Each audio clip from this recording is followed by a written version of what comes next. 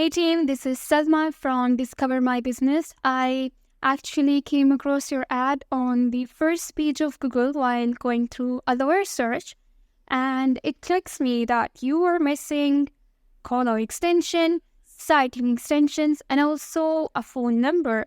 I mean, if it is properly managed, then you will have these things on your ad when you are spending a lot to display it on the first page of Google, right? So what's the benefit of having them? I guess you're aware, but I'm still going to tell you that it decreases your pay-per-click because when people are clicking on these extensions, they are directly landing on the landing page, right? So it automatically decreases your pay-per-click and increases your CTR.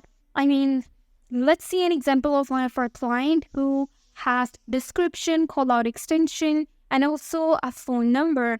I mean, that's the point of having the phone number on the Google ad. Like, people can directly call you or even submit a form. You can also have this option on the ad to submit a form directly on the Google page. I mean, it just decreases your pay-per-click. It's you minimizing your budget and increasing your conversion rate from 5 to 10% automatically. So let's connect and discuss how we can manage your Google Ads campaign better, and let's have a free audit call. Have a good day.